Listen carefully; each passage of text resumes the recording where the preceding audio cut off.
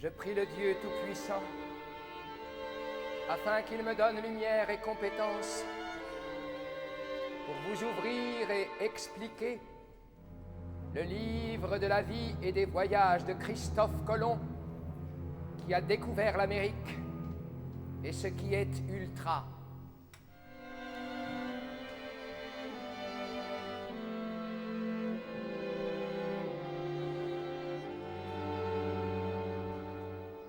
Car ce n'est pas lui seulement, ce sont tous les hommes qui ont la vocation de l'autre monde et de cette rive ultérieure que plaise à la grâce divine de nous faire atteindre.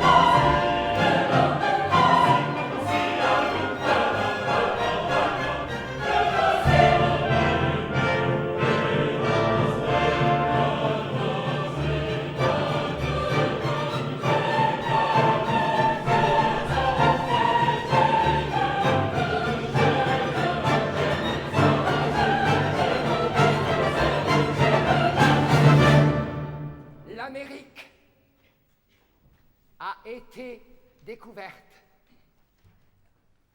Christophe Colomb a mis au monde un monde. Mais ce ne fut pas une petite affaire. Le livre vous le dira tout à l'heure. Et ce ne fut pas non plus sans douleur. C'est au nom d'une exigence transcendante qu'il s'était mis en route. À lui aussi, quelqu'un avait donné de l'espoir, lui racontant de belles choses, monts et merveilles.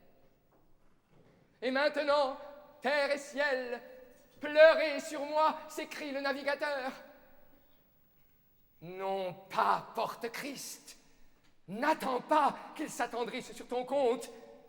Tu as reçu ta récompense. Le temps de l'épreuve est venu. Des maux vont t'entourer, dont tu ne sauras pas le nombre. De grandes déceptions vont être réservées aux triomphateurs, et chaque nouveau voyage les aggrave. Les nouvelles terres n'ont pas rapporté d'or, à peine une poignée de perles. Les sauvages, traités durement, ont massacré les envahisseurs, provoquant d'affreuses représailles. Pour travailler cette terre malsaine, il a fallu restaurer l'esclavage. Cependant, Colomb erra confusément, comme égaré au milieu de ces îles nouvelles. Et c'est comme sans savoir qu'il touche enfin au continent. Le nombre de ses ennemis s'accroît avec la méfiance des autorités. Le temps de l'épreuve est venu. En Espagne, le roi réunit ses conseillers pour savoir ce qu'il doit faire. Voici le roi d'Espagne avec les 3 hommes sages. Silence, tous, écoutez.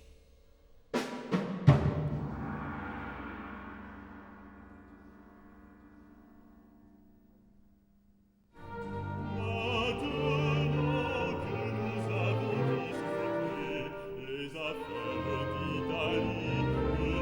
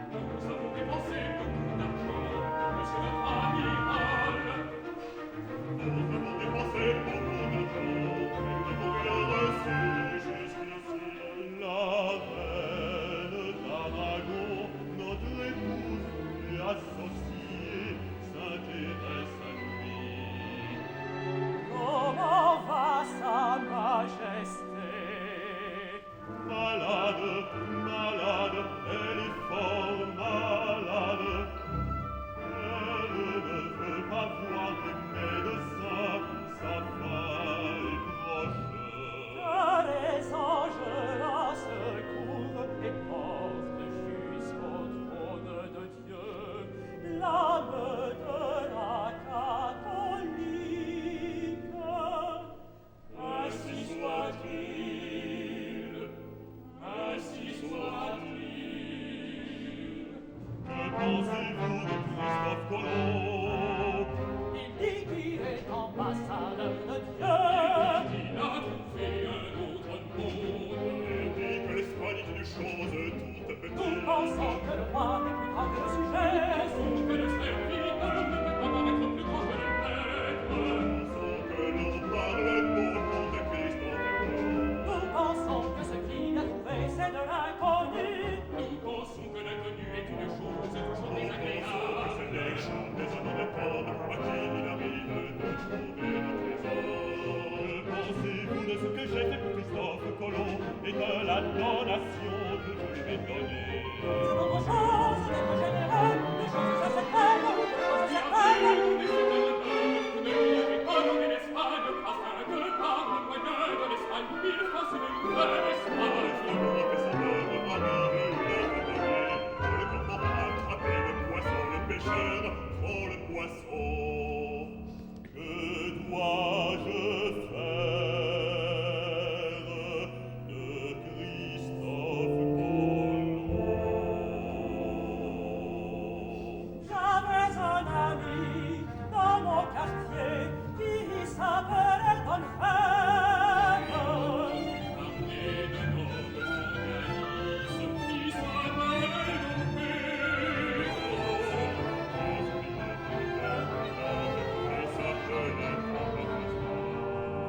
Et qu'on fait nos Pedro, nos Reines et nos Balthazar. Don Balthazar, oui, non, mais il est plus grand, son affaire, ses enfants, il s'appuie pas, mais nous, ce sont des coffrets, mais les couverts, l'homme que j'ai vécu. Je vous entends et vous remercie de votre prud'homme. Il faut honorer Christophe Colomb. Il faut surveiller Christophe Colomb. Il faut enterrer Christophe Colomb.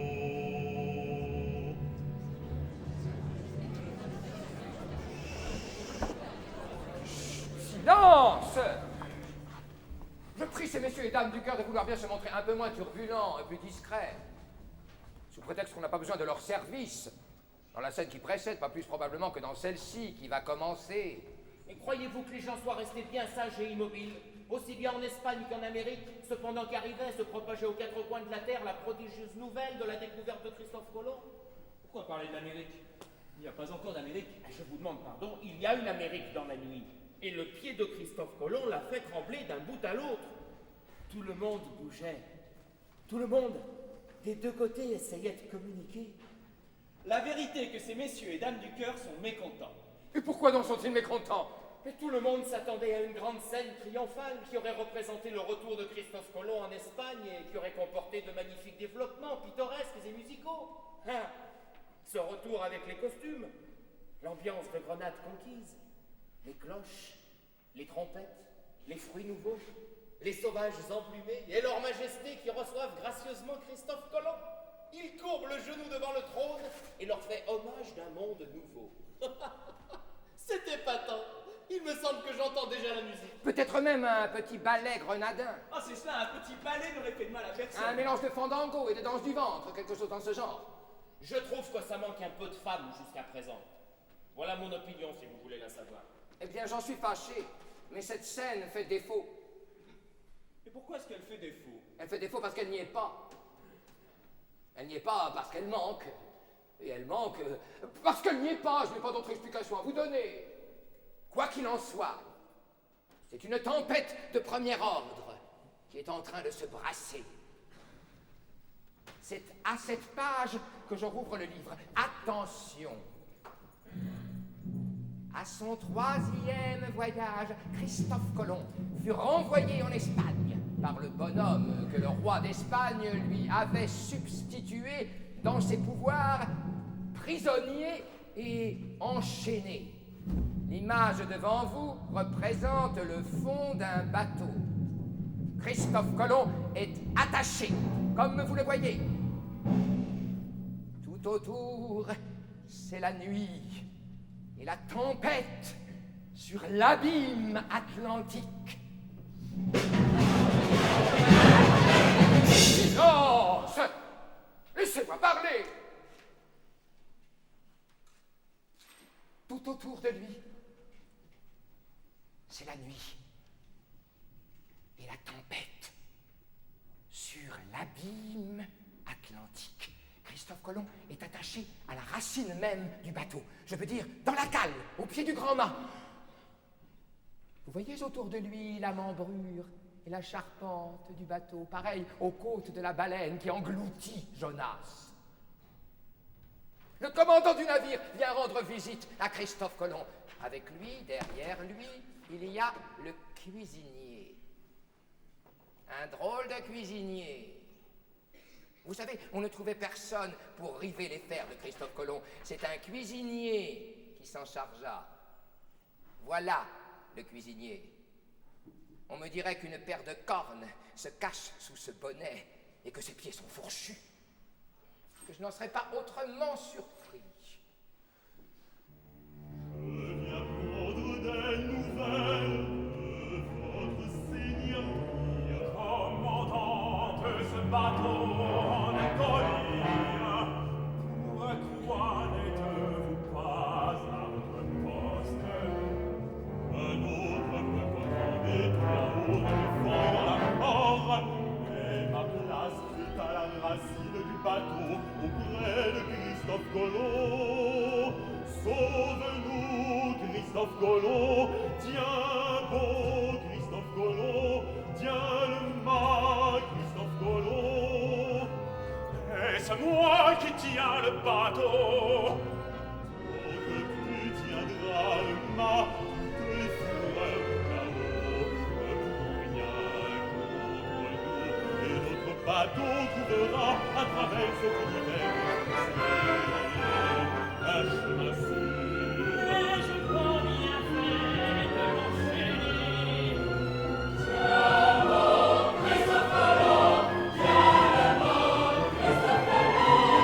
Ainsi c'est moi, pauvre vieillard, moi le destitué, le coupable, l'enchaîné. C'est moi seul qui maintiens le mal. Lâche, nous périssons. Et que me donneras-tu pour que je tienne le mât? Veux-tu que nous ôtions tes chaînes? Moi, je n'ai pas besoin de chaînes. Je suis lié à cet arbre par une passion plus forte. Quelle est cette passion?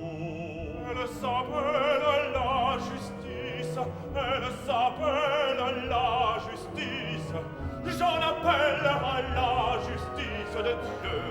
Le vent nous heurte, mais il ne tiendrait qu'à moi de vous déraciner. C'est cela, déracinerez, pousse la colonne, arrachez-les-moi.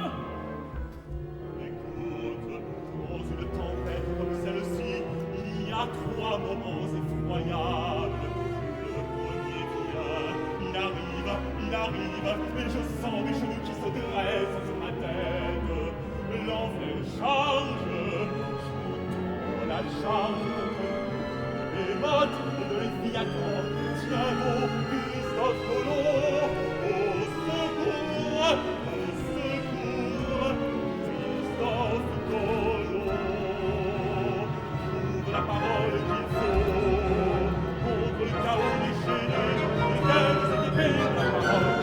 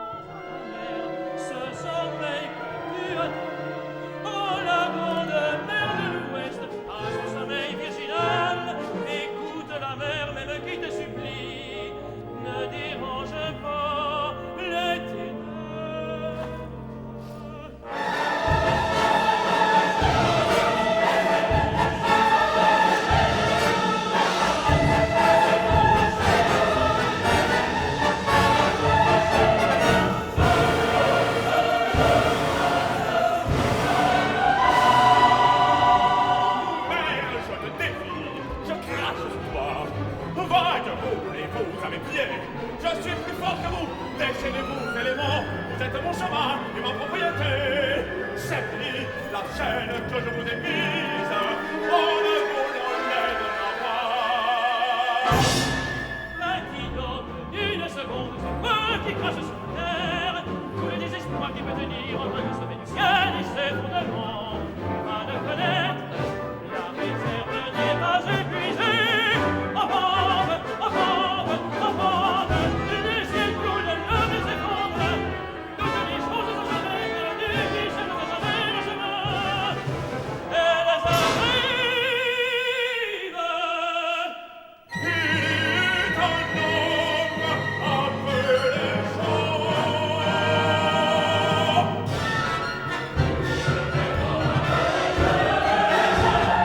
Jean.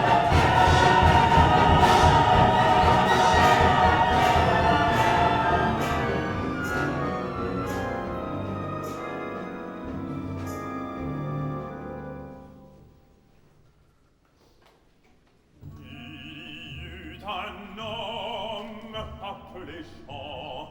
Il y eut un homme appelé Jean. Il y eut un homme appelé Christophe Colomb. La troisième chose arrive. Que signifie ce silence? Ne sais-tu pas que dans les cyclones, il arrive que le centre passe, le vent tombe, le silence s'affaire, les étoiles brillent au zénith, c'est ce qu'on appelle l'œil du cyclone, l'œil des ténèbres est sur nous.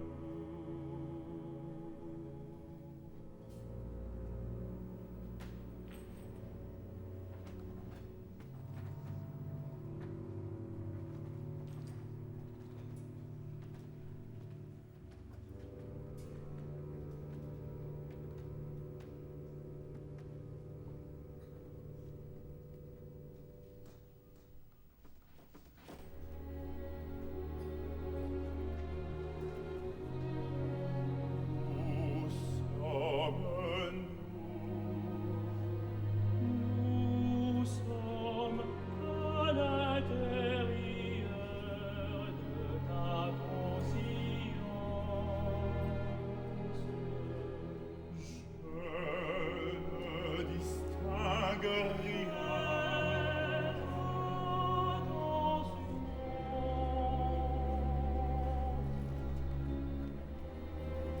Quelles sont ces ombres fugitives, pareilles à des flocons de fumée?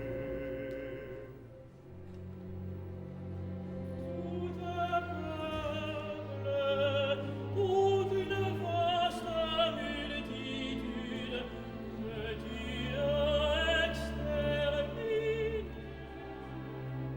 Tant pis pour le brouillard, si le rude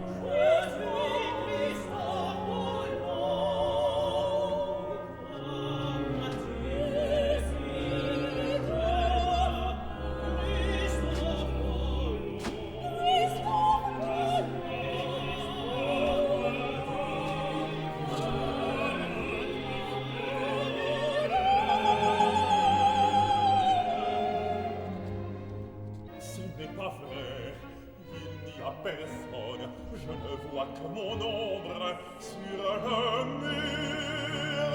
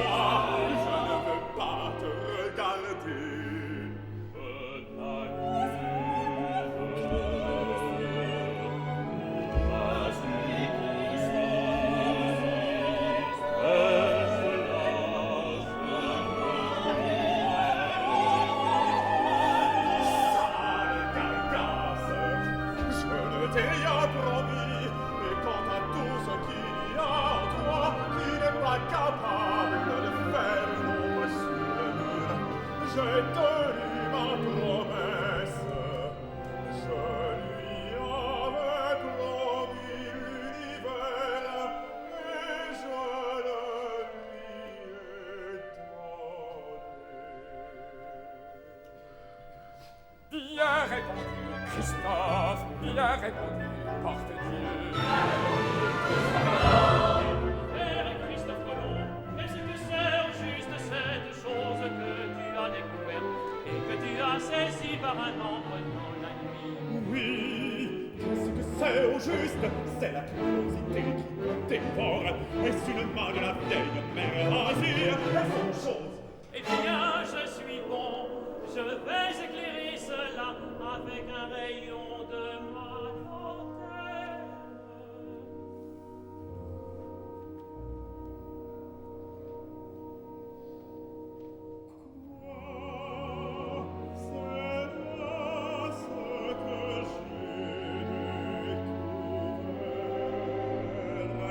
Quoi, c'est là ce monde?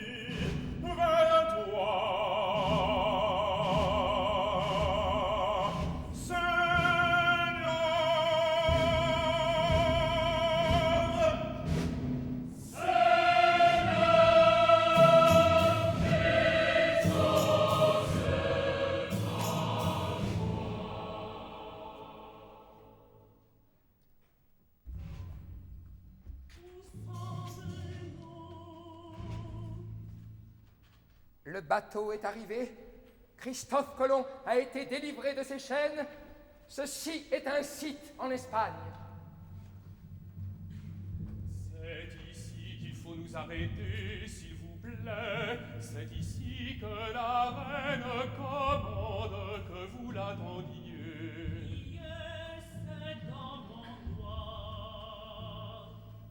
C'est de la part de la reine Isabelle, quelqu'un qu'elle a envoyé à Christophe Colomb dès qu'elle a su qu'il était arrivé.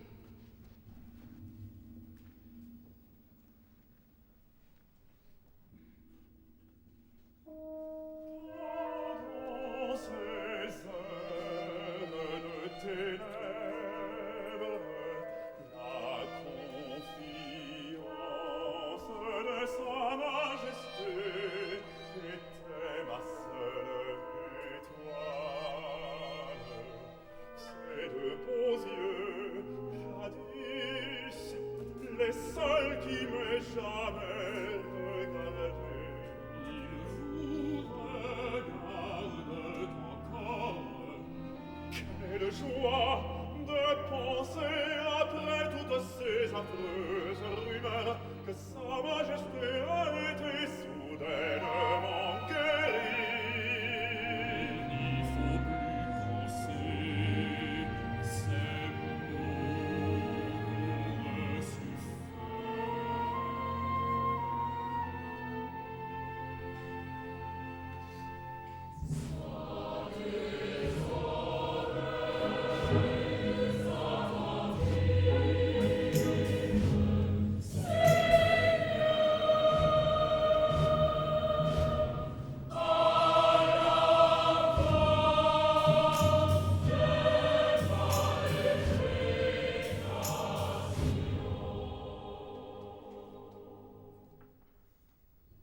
Est-il possible de penser qu'au milieu de ces souffrances, sa majesté est encore daigné s'occuper de son humble serviteur?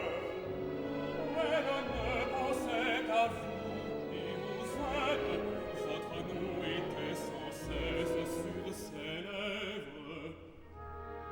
Christophe Colomb.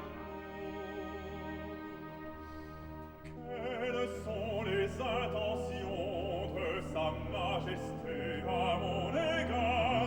Les petits dont elle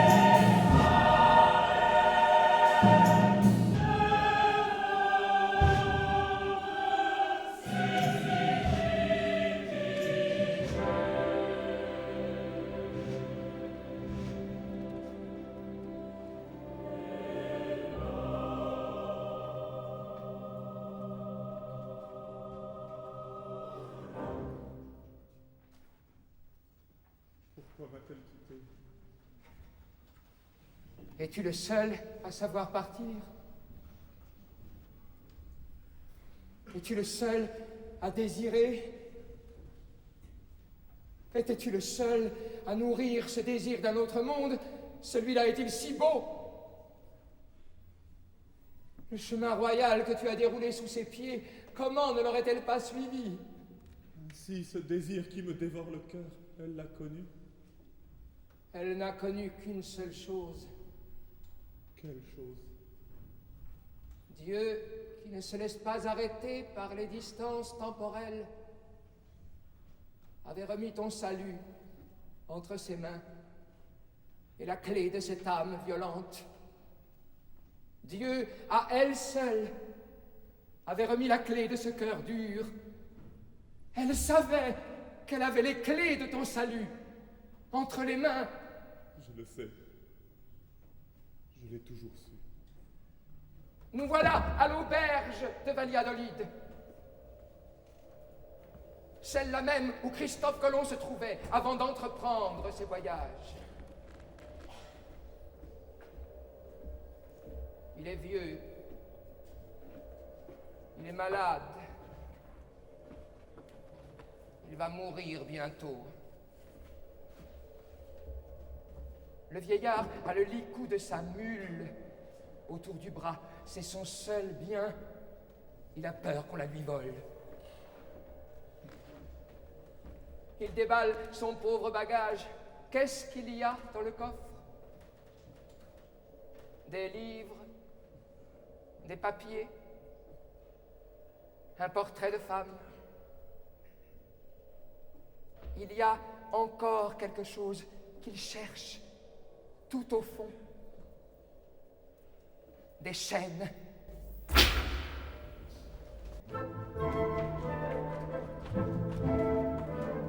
Monsieur le patron dit comme ça qu'il faut payer votre note.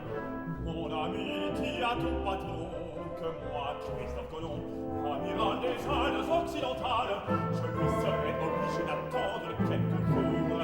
Tout ce que je sais, c'est que le patron dit comme ça qu'il faut payer votre note. Quand je suis parti pour mon premier voyage, les bateaux voulaient me tuer, et je les ai priés d'attendre 3 jours. Ils m'ont attendu 3 jours, j'ai découvert un monde nouveau.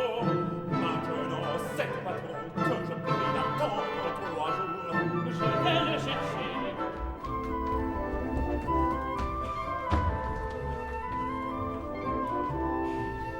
Le valet me dit comme ça que vous ne voulez pas me payer. Prends ces chaînes si tu veux. Que voulez-vous que je fasse de cette ferraille? C'est tout ce qui me reste au monde. On dit qu'à l'ouest, vous avez découvert de l'or. On dit que là-bas, vers l'ouest, dans l'eau elle-même, il y a de l'or. Où reste votre mule? Ami, ne prenons pas ma mule. Alors, vous devez payer. Écoute, je te paierai. Je te supplie que tu ne prennes pas ma mule.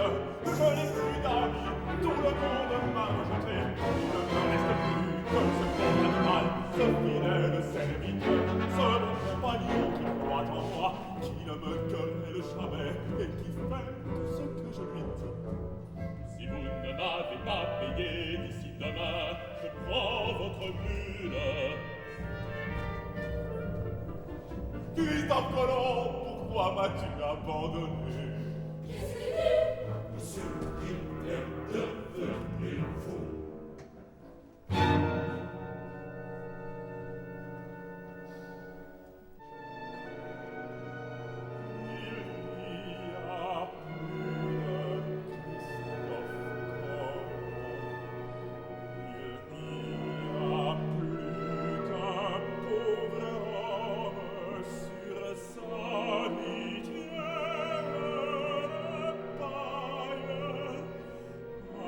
Pauvre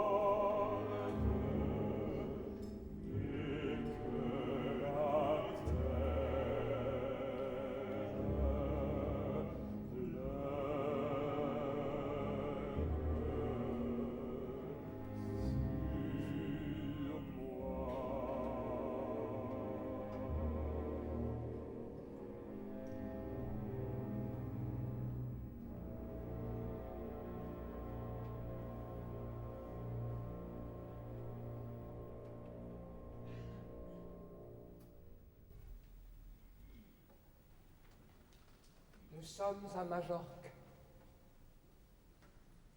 non pas sur la mer, mais au ciel. Tout est devenu blanc, cristal et argent. On dirait un paysage de givre ou une mantille de soie blanche. Les fruits, les fleurs, les feuilles, les branches, tout cela est d'argent avec un fantôme de couleur qui survit. Le sol même est comme poudré de sucre. Il y a un étrange manque de profondeur. On dirait que tout vient sur le même plan. On ne voit que quelques cyprès, comme du verre noir dans le fond. Ne voyez-vous pas que tout est devenu pur et blanc, et tout est peint comme sur la lumière, comme avec de la lumière condensée, comme l'air qui devient du givre. Tout se dessine comme sur la pure lumière intellectuelle. Et les personnages, avant qu'ils montent au paradis de l'amour, vous les voyez qui s'amusent un moment dans ce paradis de l'idée. Ce sont donc plus des vivants mais des morts que nous voyons. C'est nous seuls qui sommes les morts, et les cadavres puants. Cet enfant, couronné de pierreries plus spirituelles qu'une tiare faite de gouttes de rosée. Quoi? C'est la grande Isabelle. N'est-il pas écrit que si nous ne redevenons comme des enfants, nous n'entrerons pas au royaume du ciel?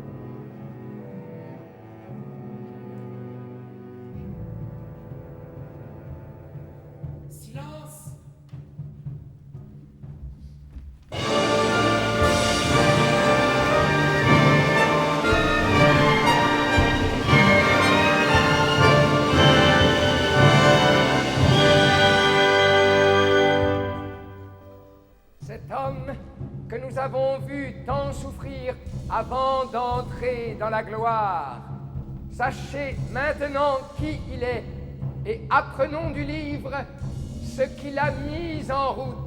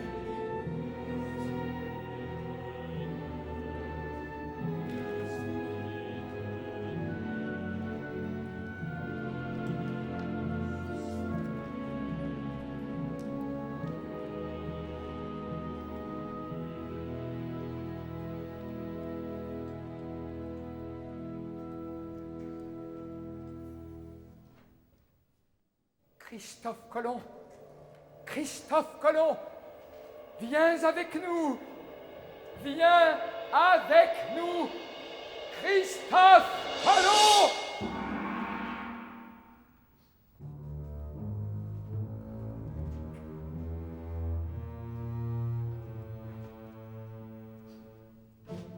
Qui êtes-vous qui m'appelez?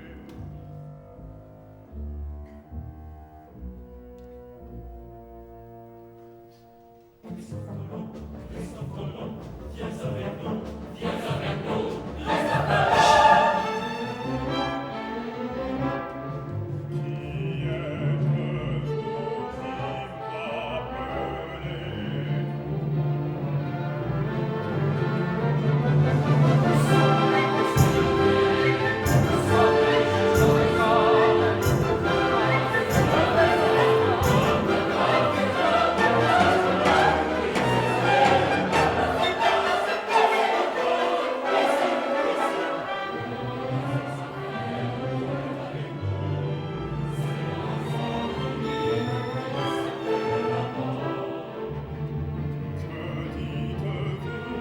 Ce que j'ai découvert sans le savoir, ce que je savais était infiniment plus que ce que j'ai découvert.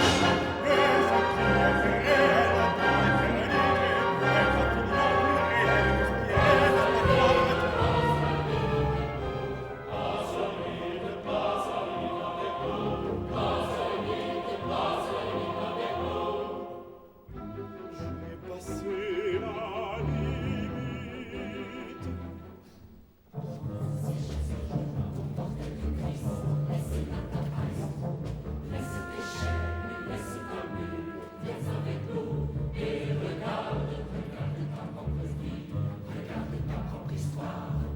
Et qu'il fasse bien attention. Je suis là. Qu'il fasse attention à ce qu'il dit et à ce qu'il fait, car c'est moi qui suis à son côté pour maintenir le droit de la critique.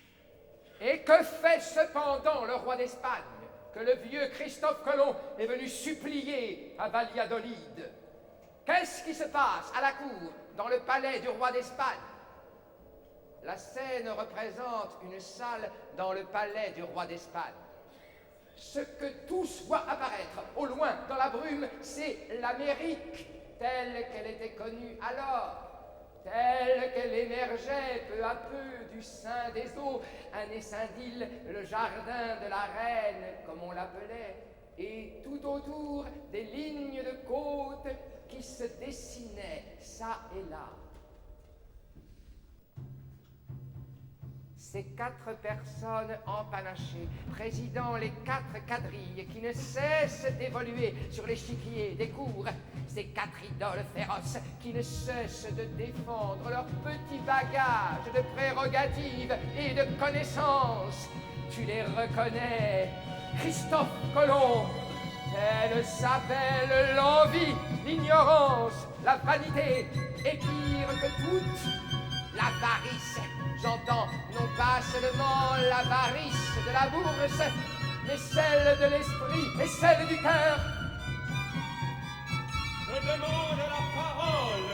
Je demande à prendre la défense du roi d'Espagne. Il ne s'agit pas spécialement du roi d'Espagne, mais de tous les souverains, de tous les gouvernements, de tous les qui ont dérangé le génie. Qui aurait fait autant pour Colomb que Ferdinand avec Isabelle? Qui aurait nommé amiral et vice-roi cet inconnu, cet aventurier, ce métèque? Qui lui a donné ses bateaux, ses marins et son argent?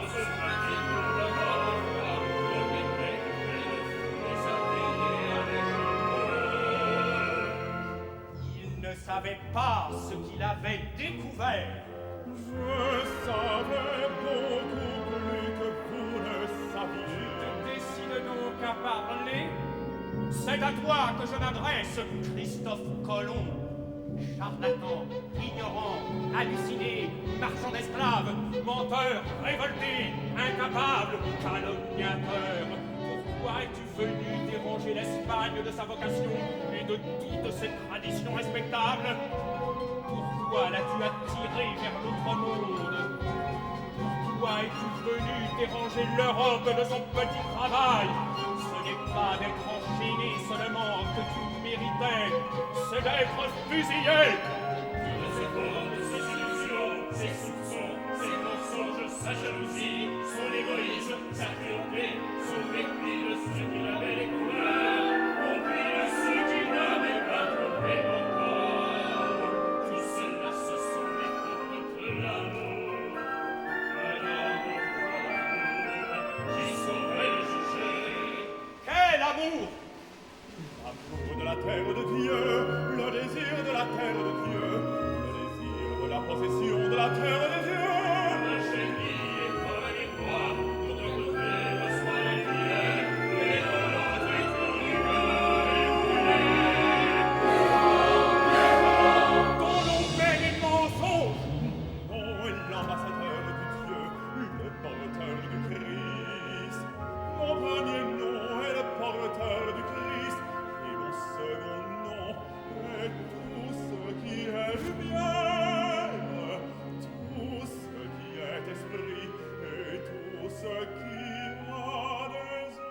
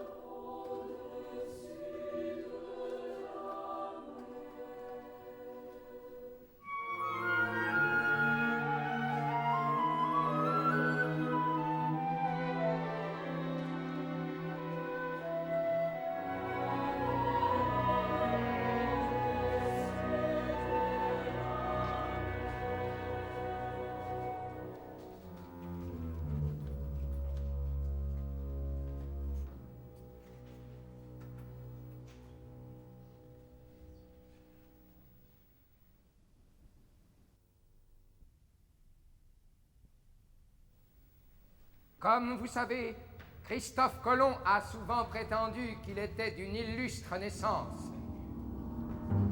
Il est vrai, je me suis toujours senti un roi et fils de roi. La vérité est qu'il était le fils d'un tisserand de gêne. Regardez-le dans la maison de son père. Sa mère est là aussi, ses frères, ses camarades de travail, sa mère qui file la laine.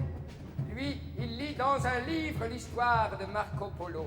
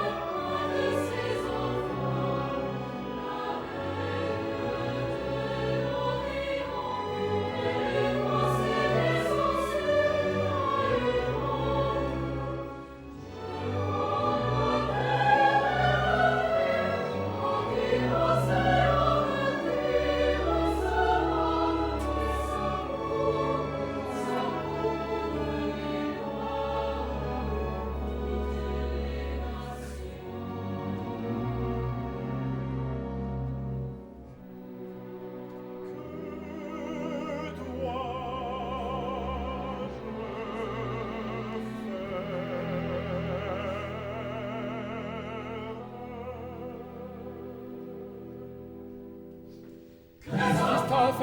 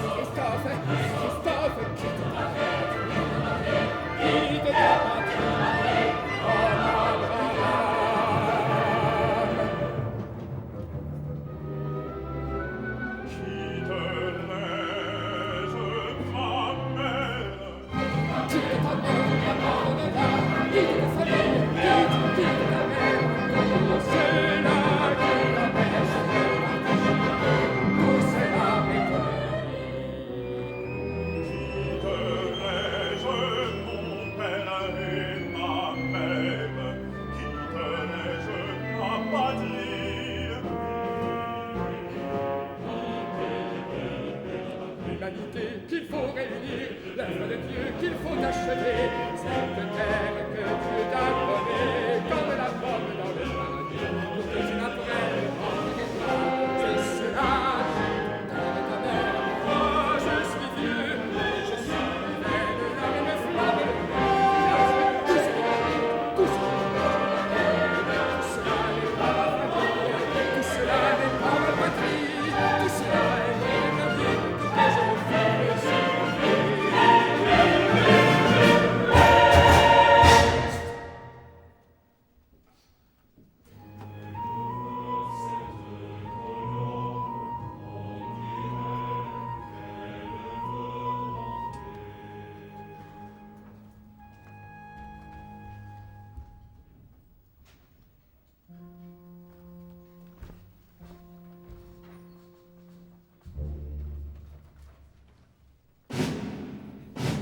Christophe Colomb est parti!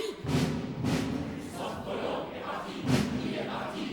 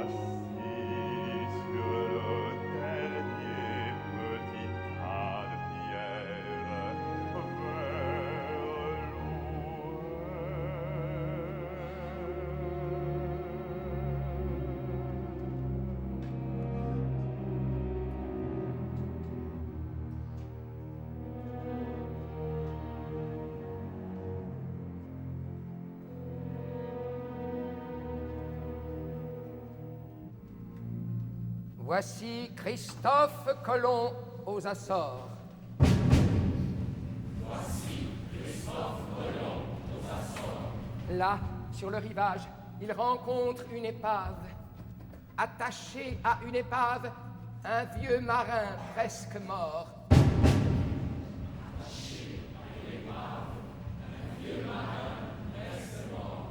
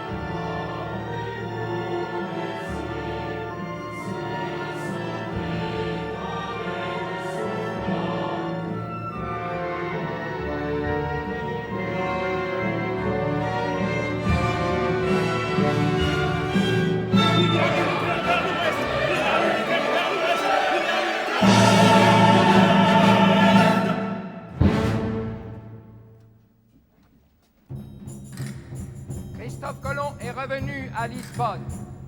Ses projets ne rencontrent partout que le scepticisme et l'ironie. Il fait des affaires, il participe à une entreprise de navigation. Il se marie, Mais ses affaires ne sont pas bonnes. Il a mangé la dot de sa femme. Le voici à la chambre de commerce de Lisbonne où ses créanciers l'ont convoqué.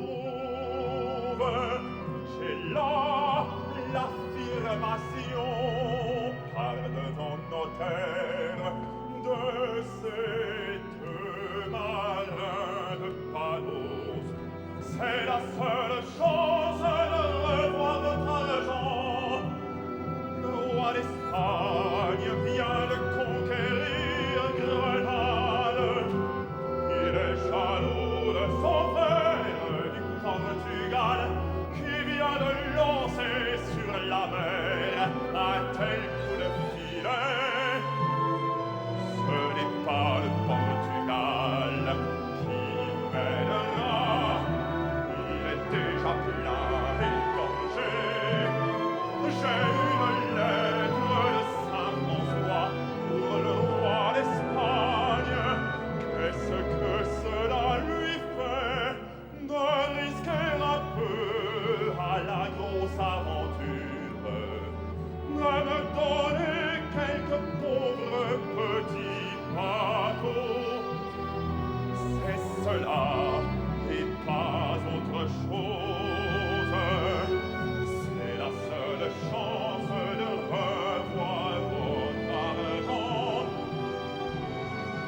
et par conséquent, c'est vous qui allez me donner de l'argent à moi.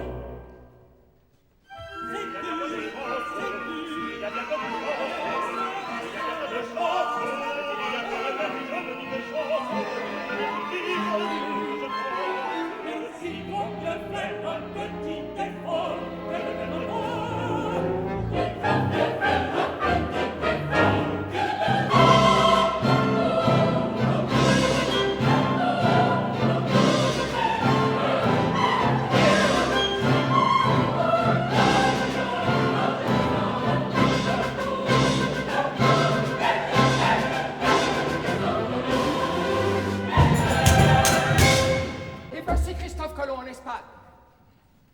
Ces messieurs que vous voyez sont des courtisans, des soldats et des savants. C'est vous qui êtes chargés de parler à leur place, s'il vous plaît. Je demande audience au roi d'Espagne. Et qu'avez-vous donc à demander, monsieur, au roi d'Espagne?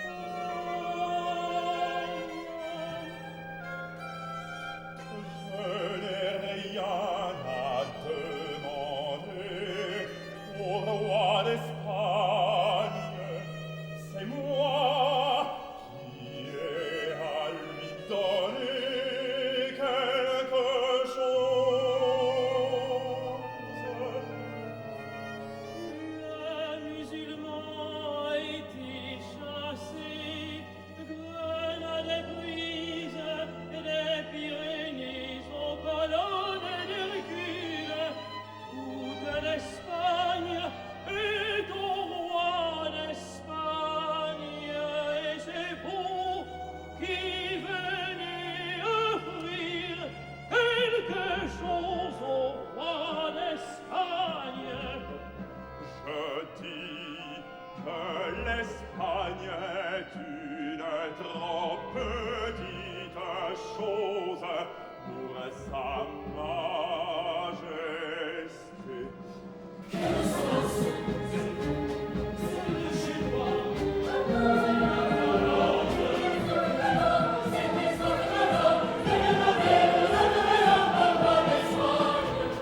Je dis que l'Espagne est une trop petite chose pour sa majesté. Et qu'avez-vous donc à offrir à sa majesté qui soit plus grand que C'est l'Espagne? à lui offrir la terre entière.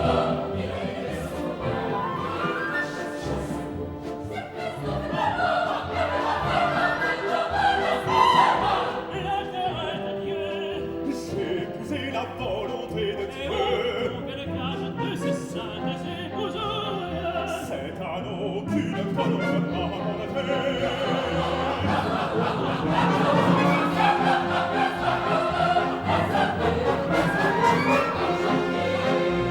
Garde cet anneau pour ta femme, Avec cet annonce, j'admirerai la terre entière.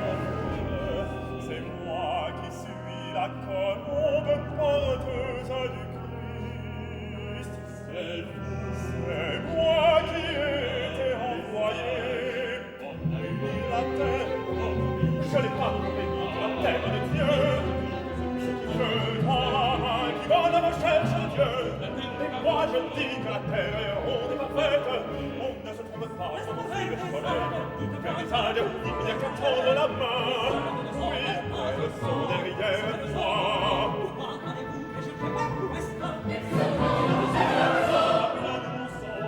je ne commence pas à chercher le chemin là-bas en face.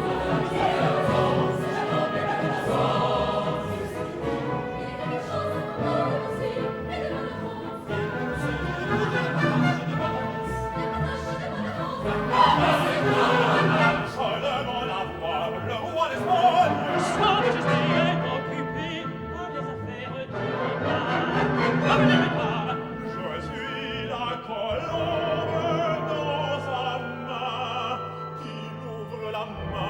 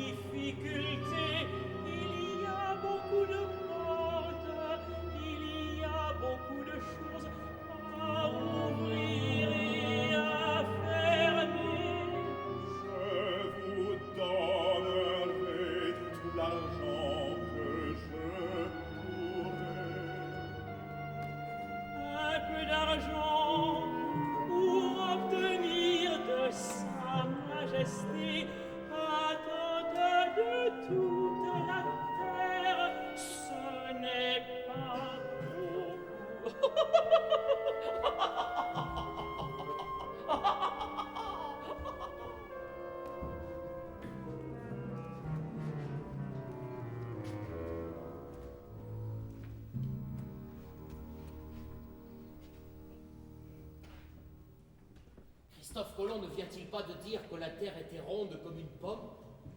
Eh bien, Eh bien, il y a une lettre où il dit qu'elle est comme une poire. Il n'y a qu'à grimper du côté de la queue pour trouver le paradis terrestre. C'est rigolo. et maintenant, voici la reine Isabelle en prière dans son oratoire, après la prise de Grenade. Aux yeux de son esprit repassent en désordre les événements de ces derniers mois.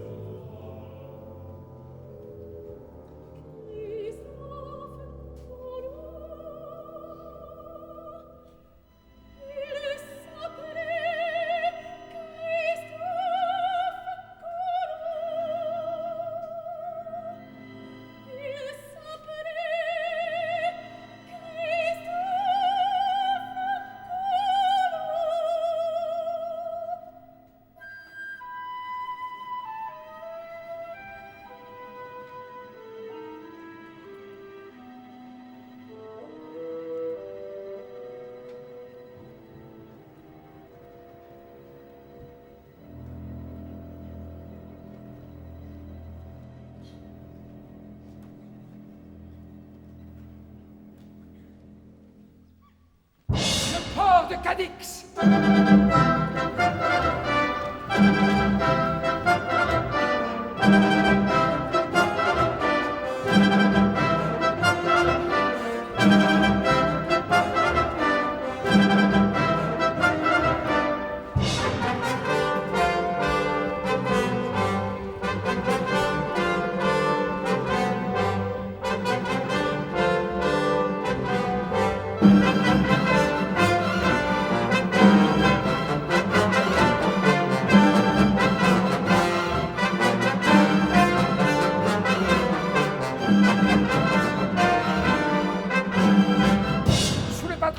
De leur majesté.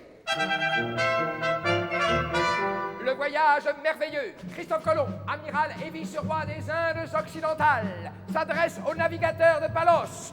Embarquez-vous sur les 3 bords de Caravelle, la Santa Maria, la Niña, la Pinta, avec Martin Alonso Pinzon et Vincent Yanez Pinzon, navigateurs d'Espagne. Venez tous vous inscrire. Ne laissez pas les richesses des Indes aux Portugais. 3 écus de salaire. Par jour, on s'occupe des femmes et des enfants. Chaque marin aura une seigneurie dans les Indes occidentales. Venez tous!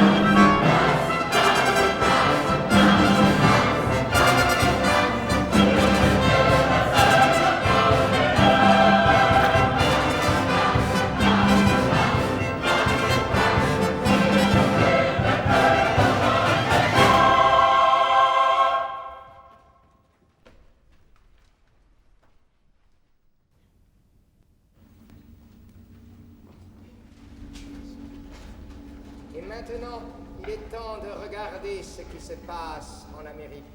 À l'heure où va finir pour elle cette longue nuit antérieure à la naissance et où le premier rayon de soleil va la toucher et la restituer à l'humanité. La terre tremble. Les temples des idoles se sont fendus. Huitzilopochtli est tombé, la face contre terre, et voici les affreux dieux de sang et de ténèbres qui se réunissent avec inquiétude sur la plage pour voir arriver les caravelles.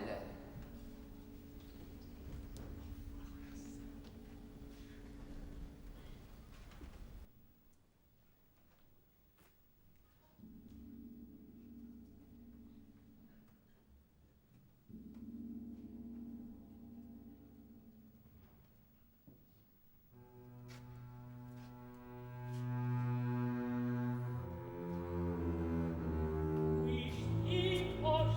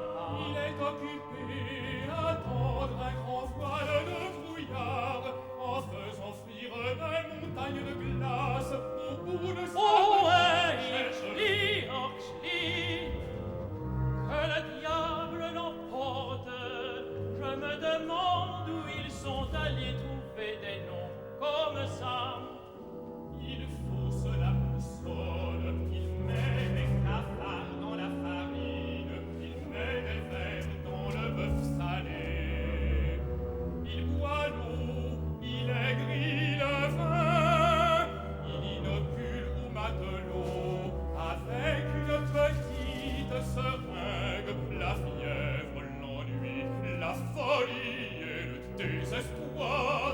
Tu mens. Comment peux-tu voir tout cela puisque Christophe n'est pas encore parti? C'est comme si ça y était déjà. Vous savez que j'ai mauvaise vue et que je ne puis voir les choses qu'un petit peu à l'avance. Yo, y a-t-il quelqu'un qui voit clair et qui sache ce que fait Christophe Colomb?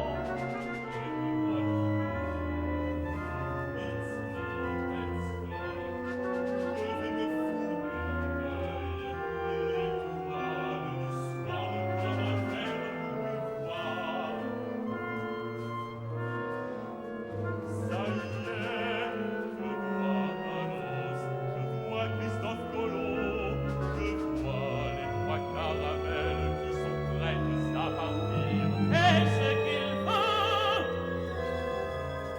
Sur le fond du bateau amiral, il y a un prêtre qui vient d'achever la messe. Et sur l'autel, il y a un papier. Sur le papier, chacun des officiers et des matelots vient mettre sa signature ou sa croix avec son sang. Le canon tonne, le gouverneur de Palos s'éloigne du bout à l'arrière de son bateau et salue l'expédition avec ses grands chapeaux à pied. Chez la corniche,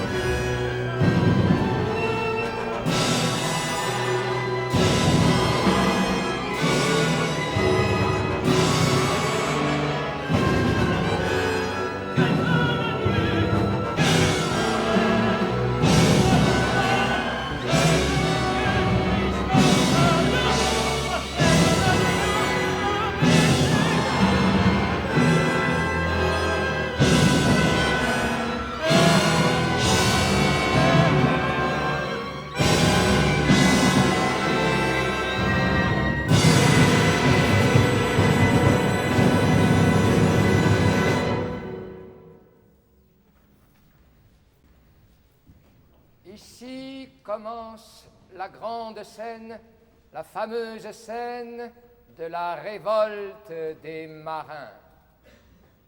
Christophe Colomb, en grand costume d'amiral, au milieu de ses officiers, reçoit les délégués de l'équipage. Que voulez-vous, messieurs? La farine est presque épuisée. Vous mangerez du bœuf salé. Le bœuf salé est pourri. Eh bien, pour vous consoler, buvez un bon coup de vin à la santé du roi d'Espagne. Il n'y a plus de vin. En ce cas, buvez de l'eau. Il n'y a plus d'eau. Bravo! Comme il n'y a plus d'eau, il est providentiel qu'il n'y ait pas non plus de bœuf salé.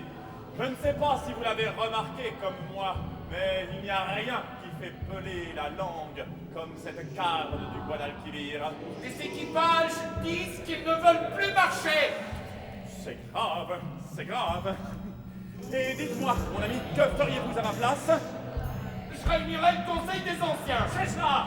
Quand on ne sait plus quoi faire, il faut toujours tenir conseil. Il n'y a presque plus d'eau. De biscuits, de bœuf salé. Il n'y a presque plus de tout cela. Et il n'y a plus de sang non plus dans les veines des malades palos. Non! Il n'y a plus de sang. Ils ont peur. C'est rien qui vous fait peur. Nous avons passé la limite, après laquelle il n'y a plus de limite. Il n'y a plus de terre, il n'y a plus de mer, il n'y a plus rien.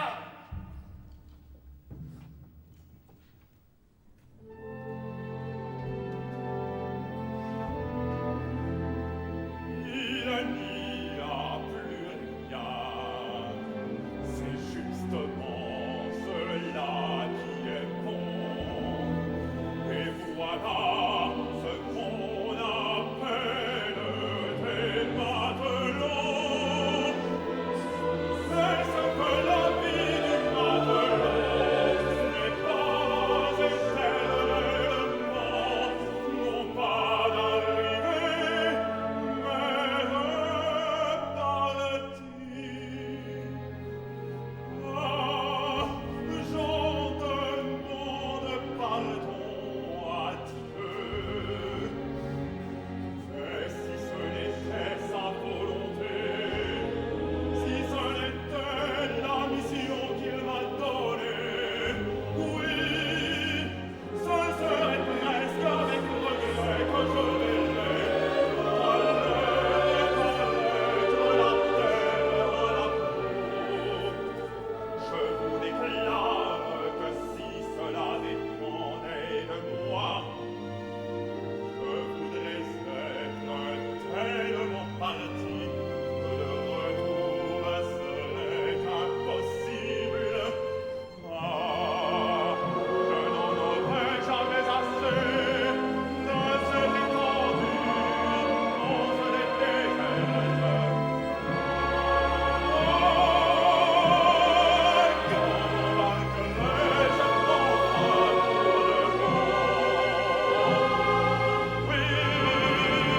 Je vous déclare que si cela ne dépendait que de moi, vous ne verriez jamais paraître la terre à la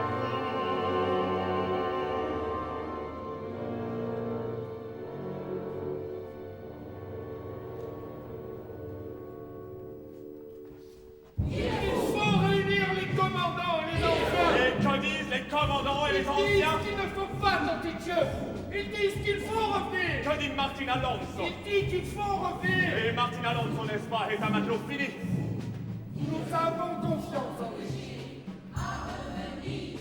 Qu'est-ce que Christophe Colomb, après tout?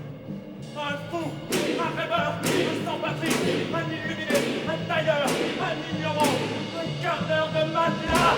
Voilà dans quel train vous vous trouvez. Nous avons confiance dans Martin Alonso Pinzon. Vous avez peur, mais si vous saviez ce que je sais, vous n'auriez plus peur encore. Attends, mais qu'y a-t-il de plus? Depuis hier, la boussole s'est affolée.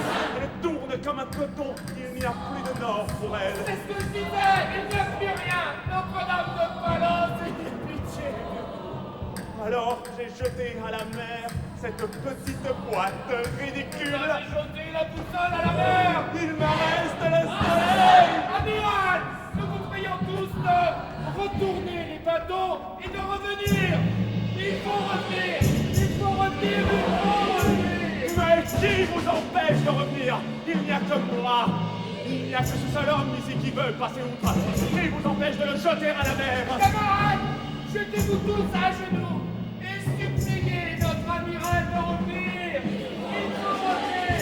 Il faut revenir. Il faut revenir. L'homme humain n'est pas fait pour naviguer ainsi affreusement au travers du néant. Camarades, relevez-vous. Je vous regarde et j'ose dire que vous m'inspirez une profonde pitié. Vous pouvez tous périr. Je peux n'en ramener aucun avec moi. Cela m'est égal. Et je dirais davantage que je meurs moi-même, que toutes les malédictions s'accumulent sur moi, pourvu que je touche cette rive ultérieure vers laquelle je tends la main. Et je remercie Dieu. Nous le remercions avec vous. Oui, il faut le remercier avec moi d'être tellement parti que nous ne reviendrons plus jamais. Et nous voulons revenir. Cela fait pitié d'entendre ces pauvres enfants qui se plaignent. Dites-moi, c'est que l'Espagne n'était pas une chose bien douce.